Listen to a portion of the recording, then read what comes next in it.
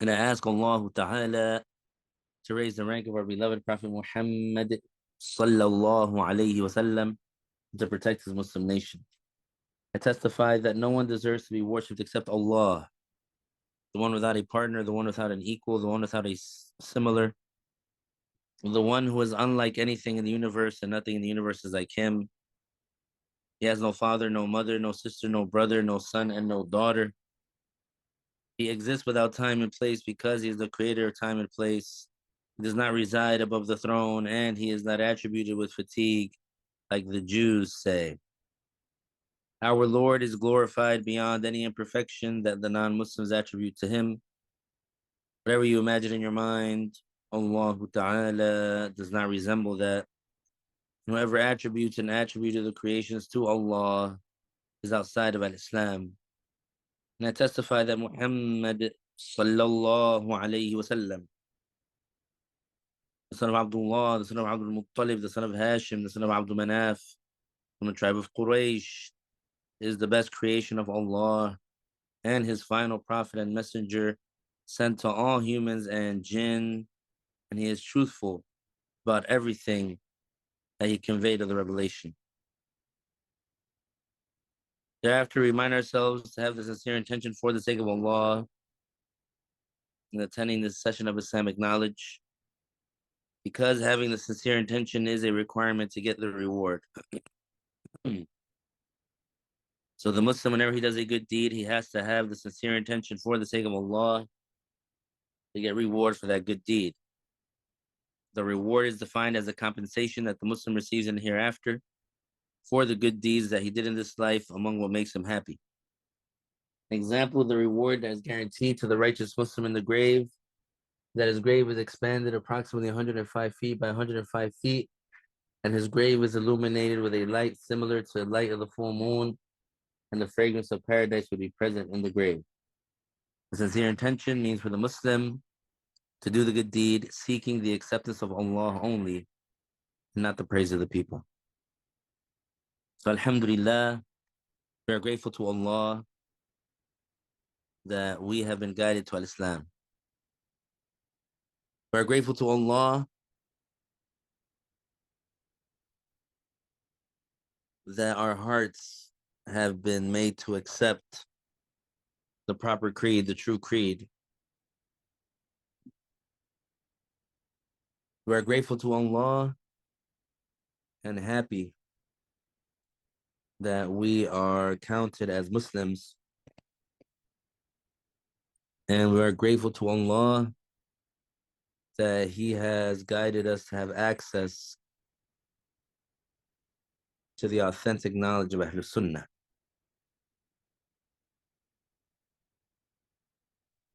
Because the knowledge of Ahlul Sunnah, it is the key to paradise. And the knowledge of Ahlul Sunnah, it is the life of Al-Islam. So the one who wants to be successful, the one who wants to win, the one who wants to have everlasting happiness and tranquility and peace, the one who never wants to suffer, that one is the one who learns the knowledge of Ahlul Sunnah with the connected chains, and he implements that knowledge with sincerity. So we're going to continue on with our subject matter, going over the sins of the abdomen. And we finished talking about the prohibition of alcohol, and we gave some details about alcohol. So one thing that's important to understand about alcohol is that the prohibition of alcohol is 100% definite. The prohibition of alcohol is 100% confirmed. There's no doubt. There's no vagueness. There's no maybe it is, maybe it's not. No, it's for sure. Because on top of the fact that we have these ayat, we also have the consensus, al-ijma', which there is a consensus amongst the Muslim nation that alcohol is forbidden. And that the one who drinks alcohol, and he's an enormous sinner.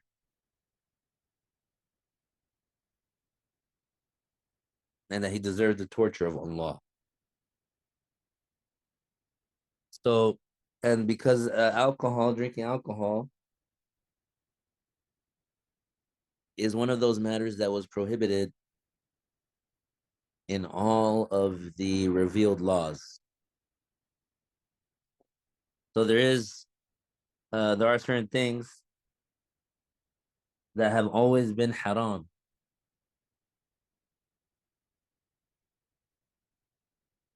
That have always been revealed to be haram. So all the prophets and messengers, Allah Ta'ala revealed to them that alcohol is forbidden. So alcohol has never been halal.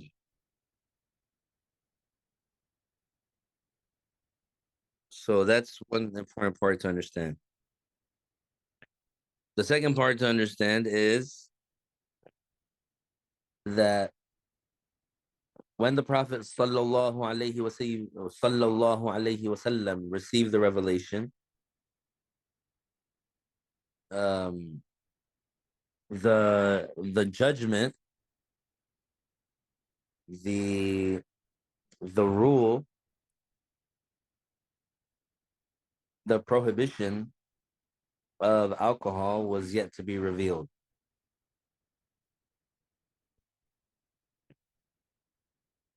So then these ayat that we mentioned last week, they were revealed. Starting with the three ayat leading up to فَاجْتَنِبُوهُ and فَأَنْتُمْ مُنْتَهُونَ. Before that, there was يَا أَيُّهَا الَّذِينَ آمَنُوا لَا تَقْرَبُوا الصَّلَاةَ وَأَنْتُمْ سُكَارَى حَتَّى تَعْلَمُوا مَا تَقُولُونَ. So this verse, it was revealed before the verse that had the explicit prohibition of alcohol. And likewise, this other verse, يَسْأَلُونَكَ عَنِ الْخَمْرِ وَالْمَيْسِرِ قُلْ فِيهِمَا إِثْمٌ كَبِيرٌ وَمَنَافِعُ لِلنَّاسِ وَإِثْمُهُمَا أَكْبَرُ مِنْ نَفْعِهِمَا. So here also in this ayah, there's no prohibition.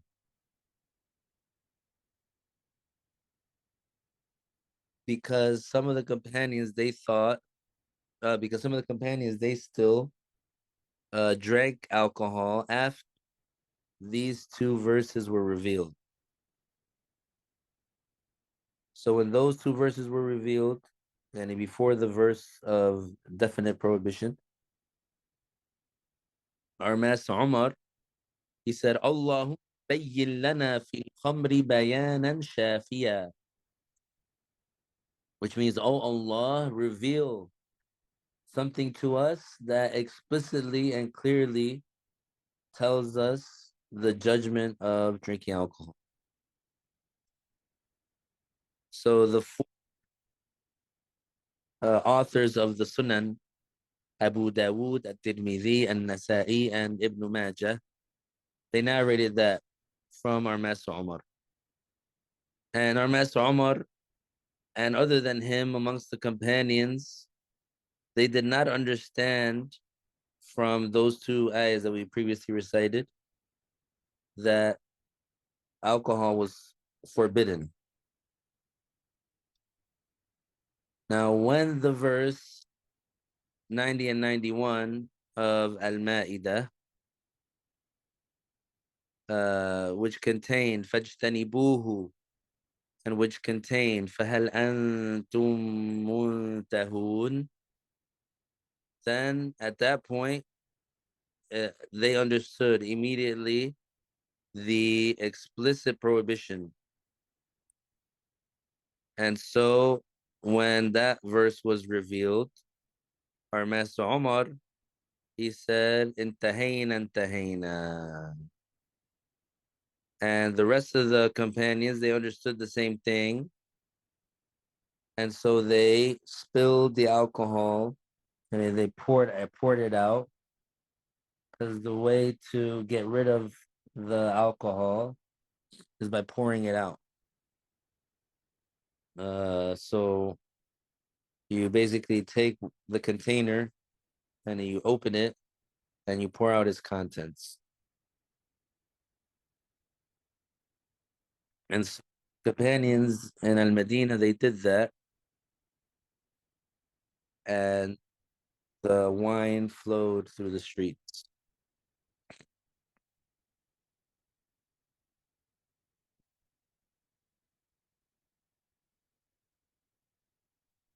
As for verse 68 of Surah Al-Nahl, تَتَّخِذُونَ مِنْهُ سَكَرًا وَرِزْقًا حَسَنًا. Some of the interpreters of the Quran, they said as-sakar in this ayah is referring to vinegar. And some said that this ayah was abrogated when the ayah of prohibition was revealed. And as you know, if you've taken classes before, that the concept of abrogation when it comes to the Islamic law, it means that a previous judgment was lifted by the revelation of a new judgment. So some interpreters of the Quran, they interpreted the ayah تَتَّخِذُونَ مِنْهُ سَكَرًا وَرِزْقًا حَسَنًا. They interpret it as referring to vinegar. And some said this ayah is abrogated, meaning when verse 90 and 91 of Al-Ma'idah were revealed, this new judgment now it is implemented and the previous one is not. And just as drinking alcohol is forbidden, it's forbidden to sell it, even if it wasn't for drinking. This is due to the hadith of Al-Bukhari and Muslim. إن الله ورسوله حرم بيع الخمر والميتة والخنزير والأصنام. Which means, indeed, Allah and His Messenger have made forbidden selling alcohol and mayta, which is the unslaughtered meat, the dead meat that's not slaughtered Islamically, the pig and the idols. And alcohol can be made from grapes or dates or honey or wheat or barley or corn or onions or potatoes or apples or other than that.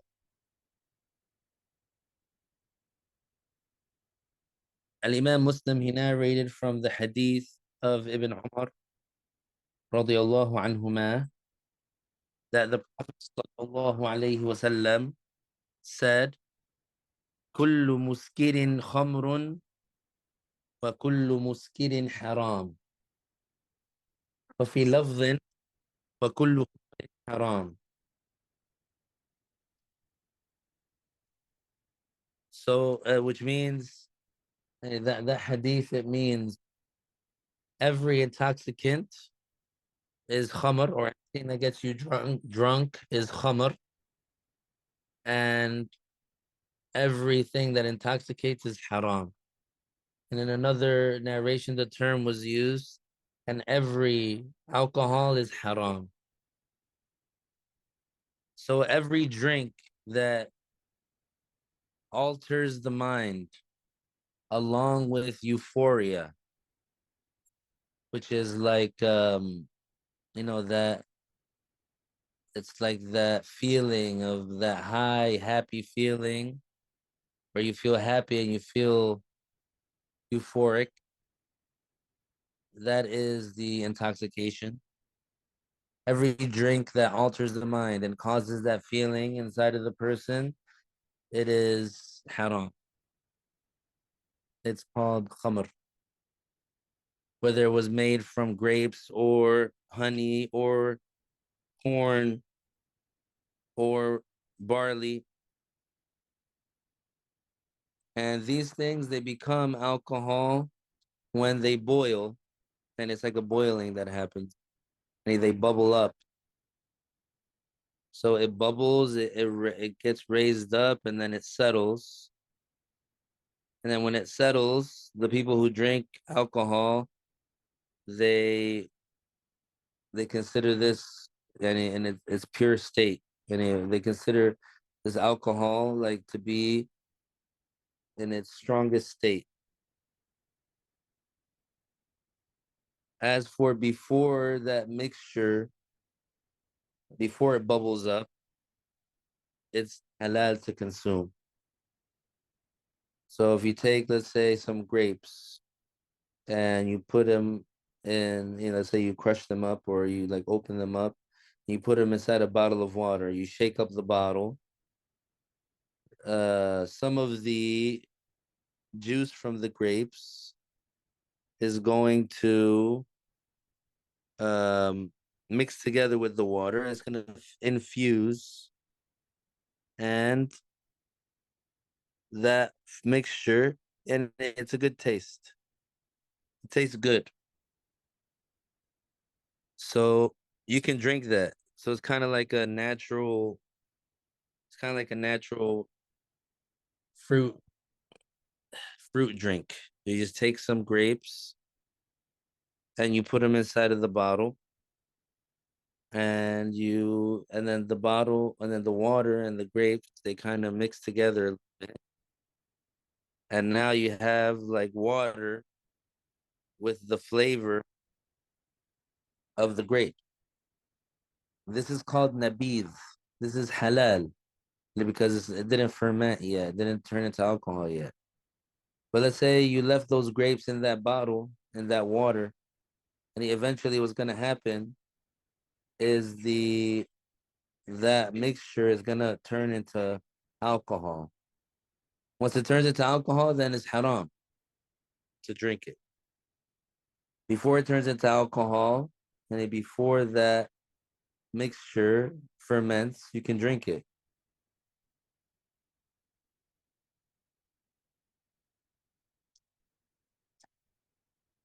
Um,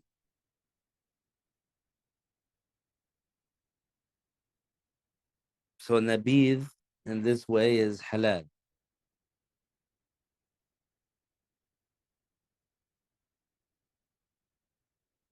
Whatever reaches to the point that it makes somebody drunk, and that mixture, if they were to drink it, they would get drunk. This is called alcohol. This would be haram. Before the mixture ferments, and it's just the juice of the fruits together, then this is halal.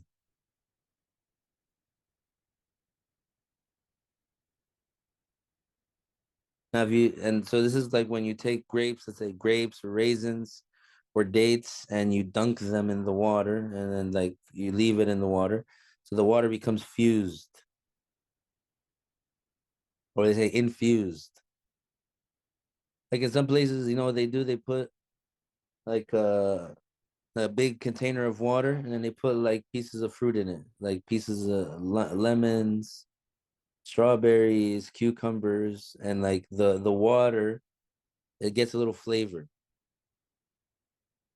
So if somebody does that with grapes or with raisins or with apples, they can drink it as long as it didn't ferment.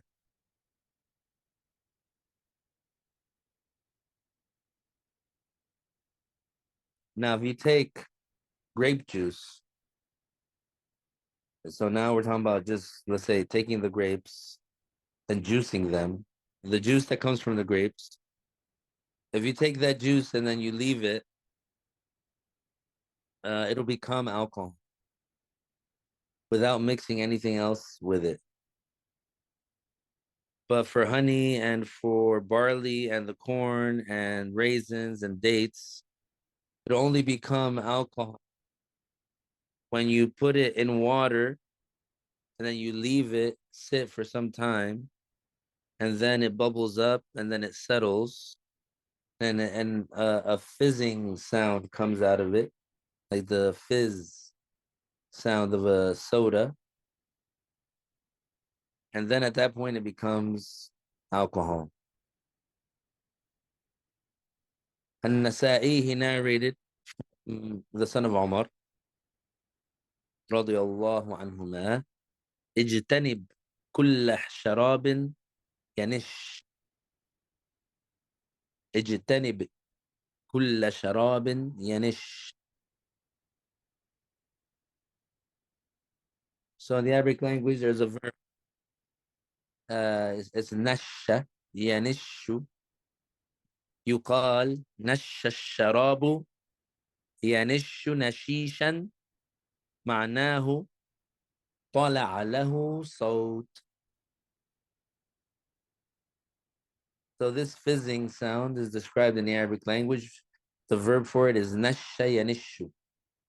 Inshallah, it's one of those words that sound like the thing that is describing. It's like that fizzing sound. Doesn't sound like that? Shh, like that. So the verb is nasha yanishu.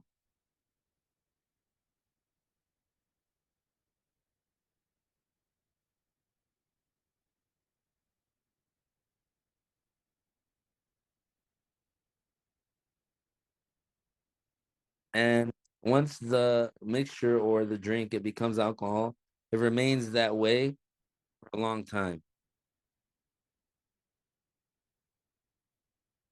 Except that after about 40 days,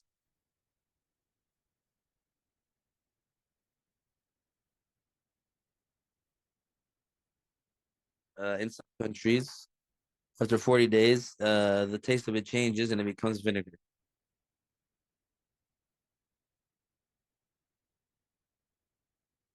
So vinegar is known for being sour,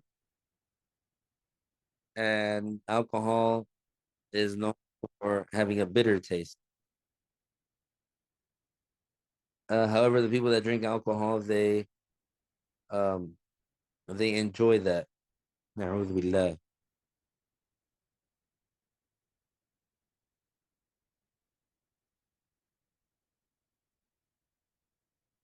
As for honey, if it's mixed together with, it's sealed in a container, it'll become alcohol in some of the hot countries in about 5 days. So in some countries that are considered hot countries, like the Arabian Peninsula,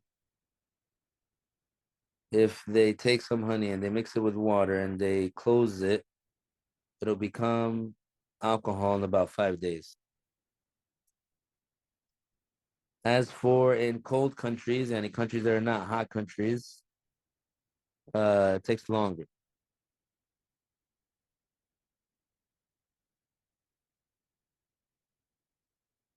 And if the honey was pure honey and it was put into a glass container and the like, and it wasn't mixed together with anything, that honey, it remains. um, it remains good to eat for a long period of time.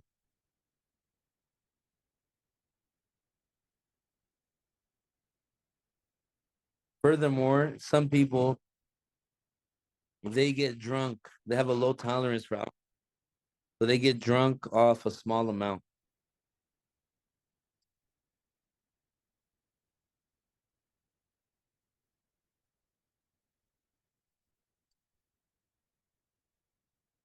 So some people, they have a low tolerance for alcohol. They get drunk off a small amount and a large amount. And some people, they have a high tolerance for alcohol and they only get drunk if they drink a large amount. And both of those are forbidden. Just as what Al Imam Ahmad has narrated proves from the hadith of Jabir, from the route of Jabir, radiallahu anhu, that the Messenger of Allah sallallahu alayhi wasallam said, ما أسكر كثيره فقليله حرام, which means what a little of it, I'm sorry, what a lot of it or what a large amount of it makes someone drunk, then to drink a small amount of it is forbidden. And when Al Imam Ahmad, when he was asked about a drink, an intoxicating drink called al-bit', al-bit'u, he said, كل شراب أسكر فهو حرام. And he quoted the hadith that was narrated by Al-Bukhari and Muslim from the route of Aisha radiallahu anha.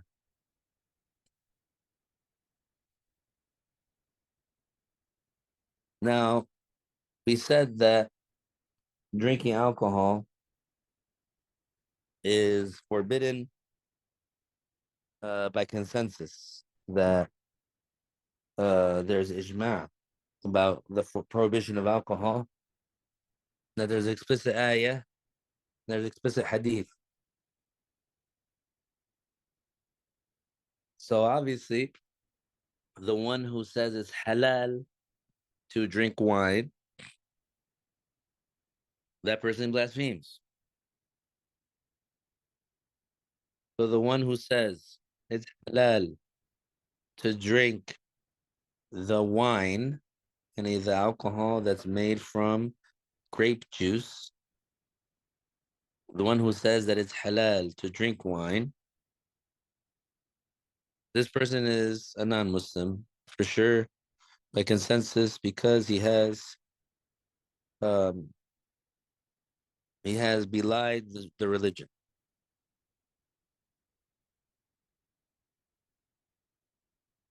Now there is a case where if a person, they say it's halal to drink an amount, to drink an amount and from other than wine. So there's a case where if a person says that it's halal to drink an amount of alcohol that is not wine, okay? Alcohol that is not wine. If a person says that drinking an amount that does not make you drunk from other than wine, if they say that that's halal, we don't immediately judge this person as a kafir, except if that person believes that it's haram in the Islamic law. Because the judgment of every single drink that is intoxicating, whether it's made from grape juice or not, whether it's made from apples or potatoes or rice or wheat or barley, regardless of the thing that it was made from, all the intoxicating drinks are forbidden. and this is confirmed in the religion. There's no difference of opinion. But some people, because they're ignorant, they didn't learn the knowledge. They didn't learn that judgment that every single type of, let's say, water mixed with honey, and then it gets to the point where it makes someone drunk if they drink a lot of it. Some people, because they're ignorant, they think if they drink this, it's really it's alcohol, but they think if you drink a little bit of it, an amount that won't get you drunk, and they think because it's not wine, they think because it's not made from grape juice, they think that it's halal to drink that small amount. Those people, and if they because of their ignorance about that, they're not judged as kafirs right away. So in that case, we teach them that any drink that is intoxicating, whether you drink a little bit of it or a lot of it, whether it's made from grapes or other than that, is forbidden. You teach them that. Then after that, if they say it's halal, they blaspheme. But many people are ignorant. They think, oh, it's only wine that is forbidden. And if you drink, let's say, um, like let's say if someone took some honey and they put it in water and then they closed it and then they let it sit for a couple of days and then it became intoxicating. And they think that if you drink only like a little bit, an amount that won't get you drunk, they think that this is halal because they're ignorant. In that case, they don't bless. We don't judge them as kafirs right away. Because many people they're not aware of this judgment. So that's important to keep in mind.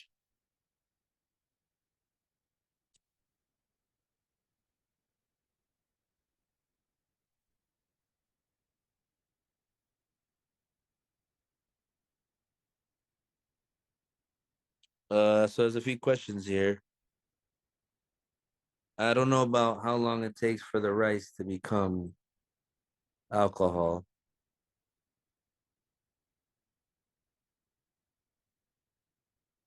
Yeah, so I don't know for how long the rice has to be put before it becomes alcohol. But yeah, but because sometimes it becomes sour just because of the bacteria, not because it became alcohol. But if in fact the fermentation did take place with the rice, then it's haram to eat it.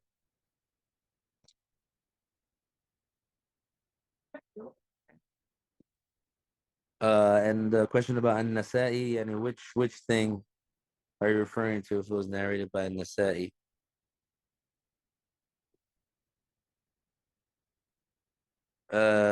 Hadith كل شراب أسكر فهو haram is narrated by Bukhari and Muslim. And um, ما أسكر كثيره فقليله حرام is narrated by Imam Ahmad.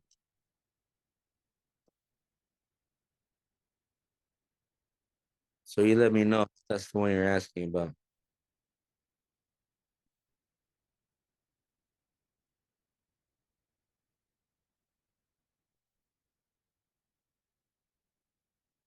Furthermore, there is a confirmed hadith also that is narrated about the threat of torture for the one who drinks alcohol. And it is a confirmed hadith narrated by Al-Bazzar. المدمن على الخمر كعابد وثن.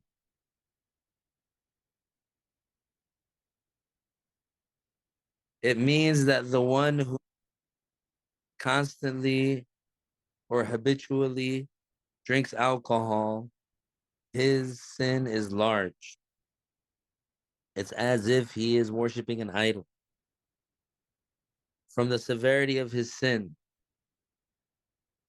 and that person might be inflicted with the bad ending, which means dying as a non-Muslim. Some people, when they are dying, the shaitan messes them up. The shaitan really goes strong on them. And the shaitan whispers to them very evil thoughts. And some people, they would blaspheme because of that, because they would let themselves get carried away by those thoughts. They would follow those thoughts and they would change their belief and they would blaspheme and they would commit blasphemy while the people around were. And the Prophet sallallahu alaihi wasallam has taught us to say in dua, Allahumma inni a'udhu bika min an yatakhabbatani shaytan عند الموت. اللهم إني أعوذ بك من أن يتخبطني الشيطان عند الموت. Which means, oh Allah, certainly I seek refuge with you from being uh, messed up by the devil at death. Because certainly some people, when they're dying, their tongue becomes paralyzed and they start to feel a severe thirst. And the devil comes to them and he has water in his hand. And he tells the person, commit blasphemy and I will give you the water. And so the one who Allah Ta'ala has made him firm, he will be patient and will ignore the shaitan. Furthermore, drinking alcohol is among the biggest enormous sins. However, it is less severe than fornication. Subhanallah. After killing unjustly, the biggest sin after killing unjustly is fornication. And after killing unjustly, and after fornication is leaving out the obligatory prayer and consuming, and then after that is consuming interest, usury, riba, and then after that is drinking alcohol.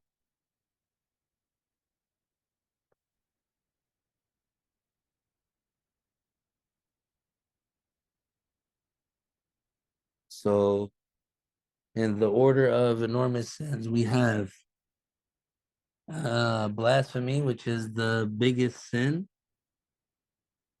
Then we have killing justly. Then there is leaving out the obligatory prayer. Then there is consuming usury. Then there is drinking alcohol. May Allah protect us, Ameen.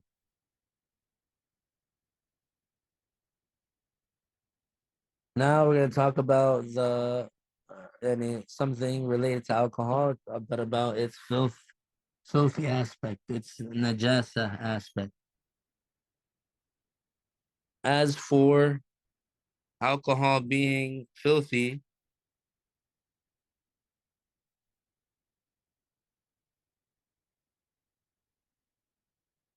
that is the saying of most of the imams.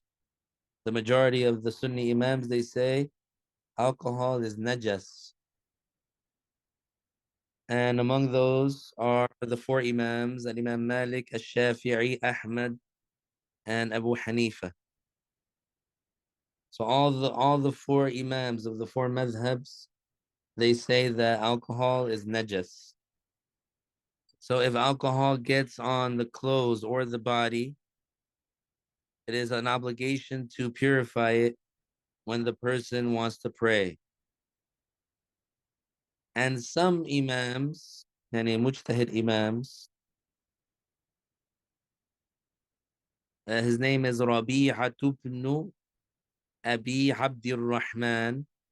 He is the Shaykh of Imam Malik. He said alcohol is not najas. But even though that one Imam, Rabi'atu ibn Abi Abdir Rahman, which is the Shaykh of Imam Malik, even though he said alcohol is not najas, still all the Imams, they agreed that it's forbidden to drink it and to sell it and to buy it. So some imams said, or the majority of imams said, alcohol is najas, and so you're obligated to purify the spot that is contaminated with it before praying. And some imams, they said, alcohol is not najas, so if it got on your clothes, you don't have to purify it before you pray. But all the imams, whether they said it's najas or not, all the imams agreed that it's haram to drink it, buy it, and sell it.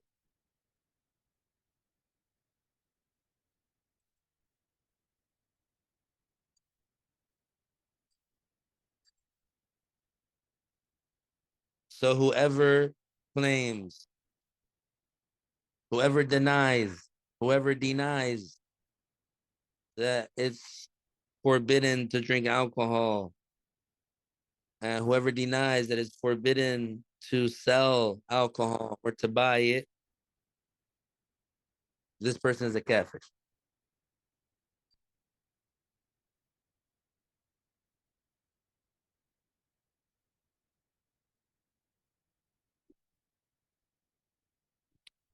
Now, there's a hadith narrated by Muslim and Abu Dawood and other than them that a companion named Tariq ibn Suwaid, may Allah Ta'ala accept his deeds, asked the Prophet Sallallahu Alaihi Wasallam about alcohol that is made for medicine. So the Prophet Sallallahu Alaihi Wasallam said, إنها ليست بدواء ولكنها داء. Now, this hadith does not mean that there isn't any type of cure at all in alcohol. Rather, the meaning is alcohol is not a good medicine. Rather, it's a bad medicine because of the many negative effects and the many harms of alcohol.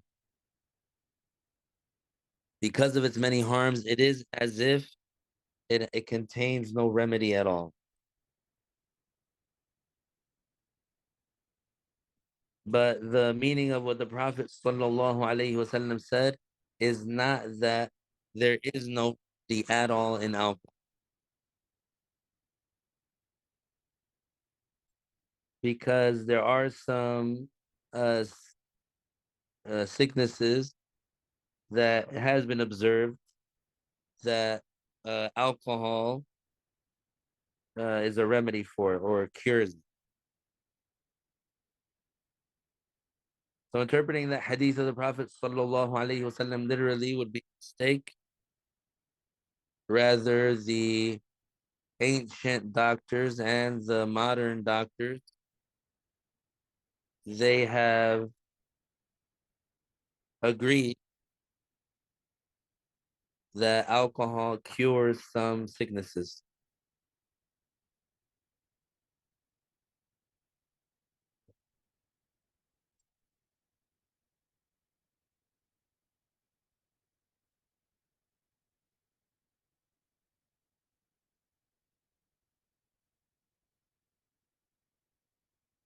Furthermore, the things that intoxicate, their prohibition was not revealed until after the hijrah, after the migration. Before that, the people used to benefit from them. They used to drink wine to get warm, and they used to drink wine and they would have energy without committing sin. And then the verse was revealed, فَاجْتَنِبُوهُ فَهَلْ أَنْتُمْ مُنْتَهُونَ. Those quote unquote benefits that they used to get from it, I mean, now it's forbidden for them to get those benefits through drinking wine. So they got to find a different way to warm up and they got to find a different way to get energy. Any questions about that before we talk about the using alcohol as medicine?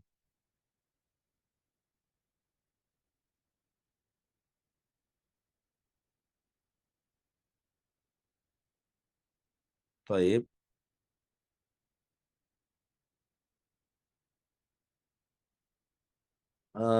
Before the verse that explicitly makes alcohol forbidden, or the judgment of alcohol is revealed in that verse, verse 90 and 91 of Surah Al-Ma'idah. This was revealed after the Hijrah. So how long after the Prophet sallallahu alaihi wasallam, after he received revelation, did the Muslims go on the Hijrah? 13 years. So before that, before the Hijrah, some Muslims, they used to drink wine. So that was before the judgment that wine is haram, before that judgment was revealed to them, and before they knew that alcohol was forbidden. So at that time, before the Muslims, before they migrated to Al-Madinah, in those 13 years while they were in Mecca, some of the Muslims, they used to drink wine. They used to drink the juice of grapes, grape juice that had turned into wine. And they would drink it to get a certain benefit. So for example, when they were cold and they wanted to warm up, they would drink some wine. They would drink some khamr, wine, the fermented grape juice, so that they could feel warm, so that they could warm up.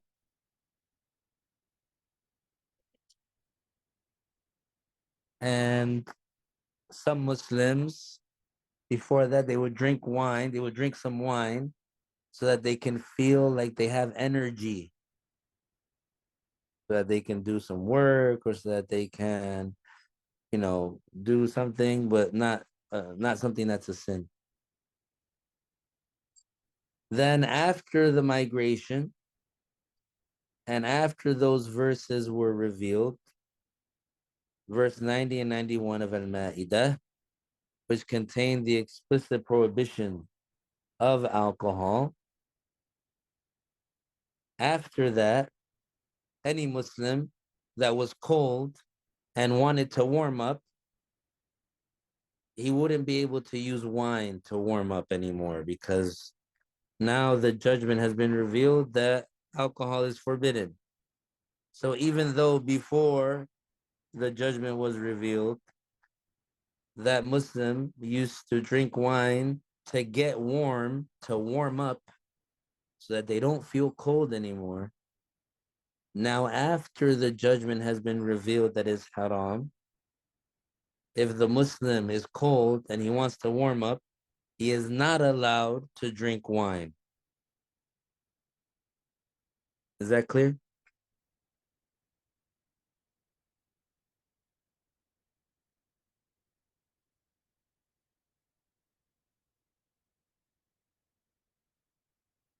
Alhamdulillah.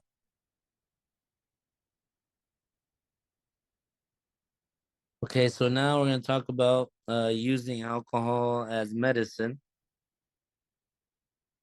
As for using alcohol as medicine, the majority of the scholars of the Islamic law, they said it's forbidden.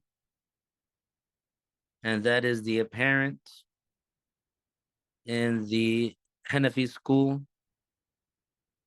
and it is the reliable saying in the Hanafi school, and the Malikis said the same, and it's what's considered correct according to the Shafi'is, and it is also the saying of the Hanbalis.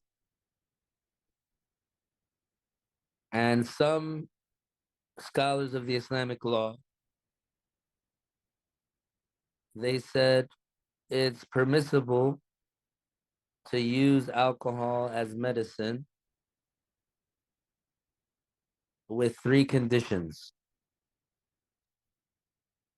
They said the first condition is for the alcohol, to be the only way to cure that ailment, or to be the only medicine that can be used.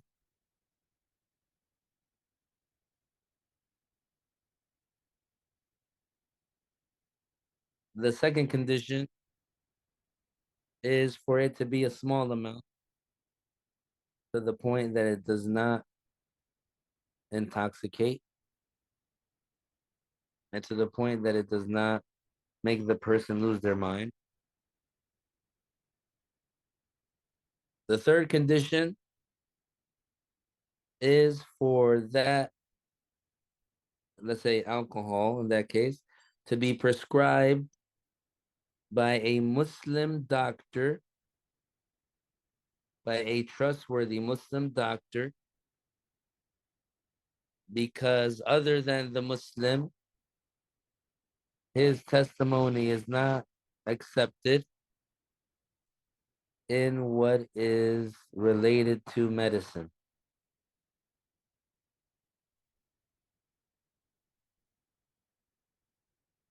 As for the hadith, لا يشرب الخمر الشارب حين يشربها وهو مؤمن، فليس معناه أنه يخرج من الإسلام بمجرد الشرب، بل معناه لا يكون إيمانه كاملا. So that hadith that I narrated, it says, hey, if someone were to translate it literally, they would say, the one who drinks alcohol, he doesn't drink alcohol while being a Muslim, while being a mu'min, and while being a believer. So this hadith is not literal. It means the Muslim who drinks alcohol, he's not a complete Muslim. He's not a perfect Muslim, kind of meaning he's an enormous sinner.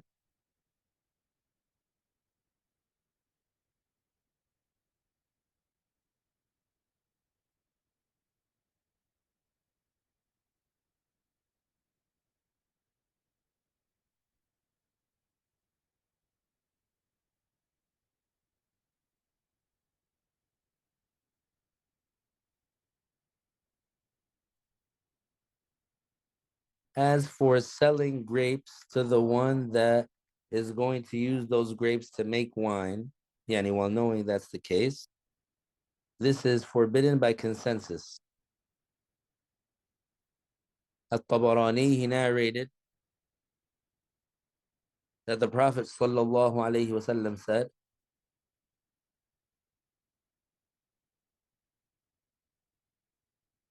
من حبس العنب أيام القطاف حتى يبيعه ممن يتخذه خمرا فقد تقحم النار على بصيرة. Which means whoever saves the grapes uh, after the harvest so that he can sell them to someone who wants to use them to make wine, then such a person has taken the hellfire and he while knowing. So like such a person has purposely put himself in the hellfire.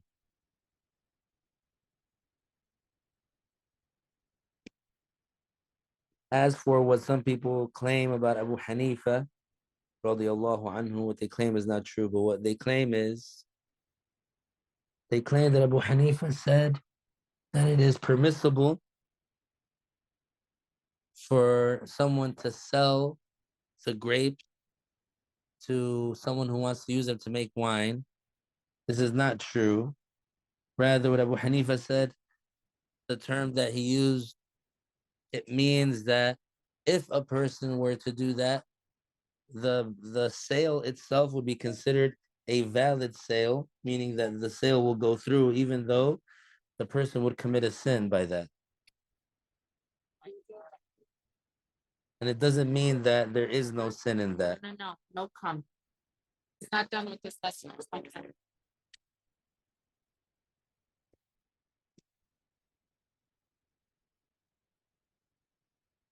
And knows best.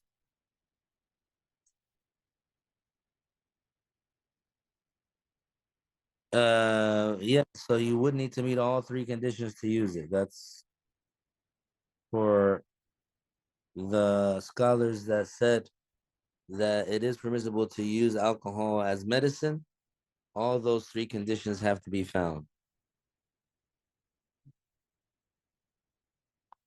And for, let's say, if it wasn't like oral, if there's like an injection or something that contains alcohol, you can always tell the doctor to give you a different one that doesn't have alcohol, or at least not the alcohol that's the real alcohol, because there's certain type of alcohol that's considered to be chemical.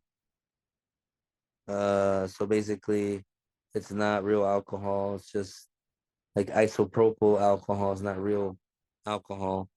So you can use that, like what they call rubbing alcohol. So this is not filthy and it's not forbidden. But the last condition is that a trustworthy Muslim doctor has to prescribe it. I have another thing here. It says according to a Shafi'i, what? Last thing I mentioned.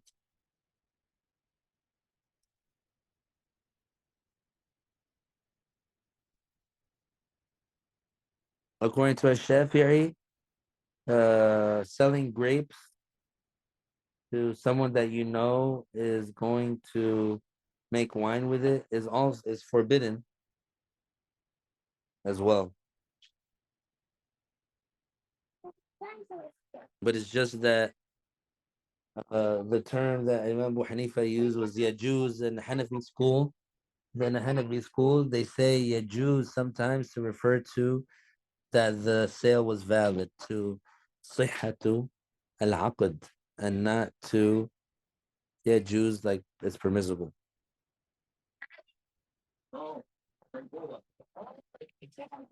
What is heparin for?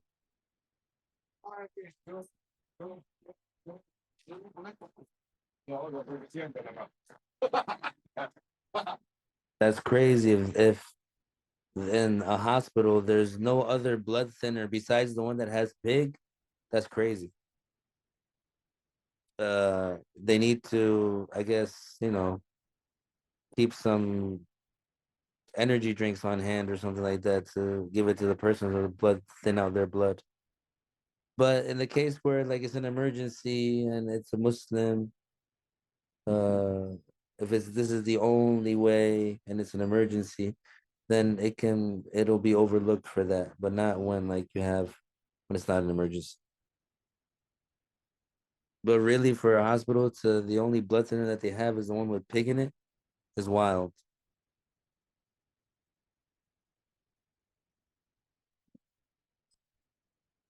May Allah protect us. But in emergency cases, and you could use it even if it has pig in it. Are there any other questions?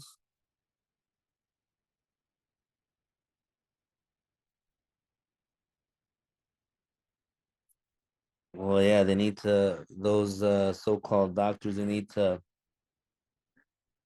use their technology and all the money that they have to find something more effective as a blood thinner.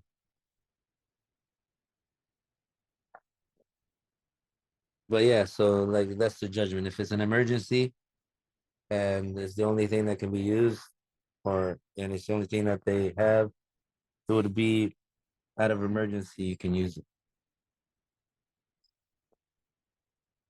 Are there any other questions? طيب نهلل لا إله إلا الله اللهم صل على سيدنا محمد وعلى آله وصحبه وسلم ربي اغفر لي وللمؤمنين والمؤمنات وبارك الله فيكم. السلام عليكم.